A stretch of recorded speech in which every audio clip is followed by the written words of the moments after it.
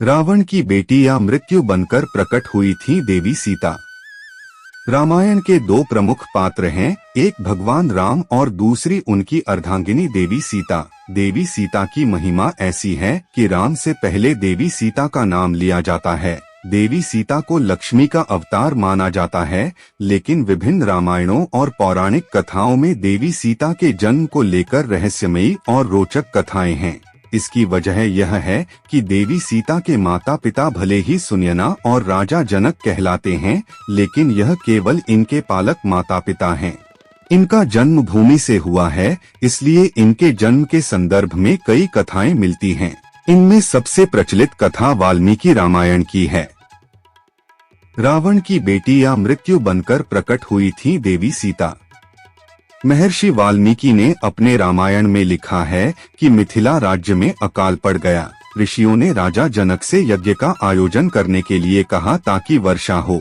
यज्ञ की समाप्ति के अवसर पर राजा जनक अपने हाथों से हल लेकर खेत जोत रहे थे, तभी उनके हल का नुकीला भाग, जिसे सीत कहते हैं, किसी कठोर चीज से टकराया और हल वहीं अटक गया। जब उस स्थान को खोदा गया तो एक कलश प्राप्त हुआ जिसमें एक सुंदर कन्या खेल रही थी। राजा जनक ने उस कन्या को कलश से निकाला और उस कन्या को अपनी पुत्री बनाकर अपने साथ ले गए। निःसंतान सुनयना और जनक की संतान की इच्छा पूरी हुए। हल के सीत के टकराने से वह कलश मिला था जिससे सीता प्रकट हुई थीं, इसलिए कन्या का नाम सीता रखा गया। रावण की बेटी थी सीता। देवी सीता से संबंधित एक अन्य कथा का उल्लेख अद्भुत रामायण में मिलता है। इस रामायण में लिखा है कि रावण ने कहा था कि जब उसके हृदय में अपनी पुत्री से विवाह की इच्छा उत्पन्न हो तो उसकी पुत्री ही उसकी मृत्यु का कारण बने। इस संदर्भ में कथा का विस्तार इस तरह मिलता है कि गृत्समद नाम के ऋषि देवी लक्ष्मी को पुत्री रूप में पाने के लिए हर दिन मंत्रोच्चार के साथ कुश के अग्रभाग से एक कलश में दूध की बूंदें डालते थे।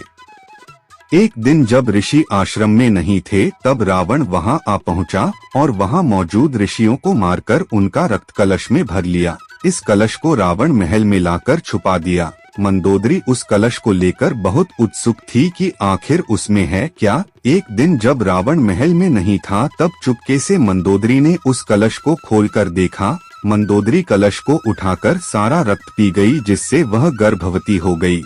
यह भेद किसी को पता न चले, इसलिए वह लंका से बहुत दूर अपनी पुत्री को कलश में छुपाकर मिथिला भूमि में छोड़ आई। इस तरह सीता को रावण की पुत्री बताया जाता है।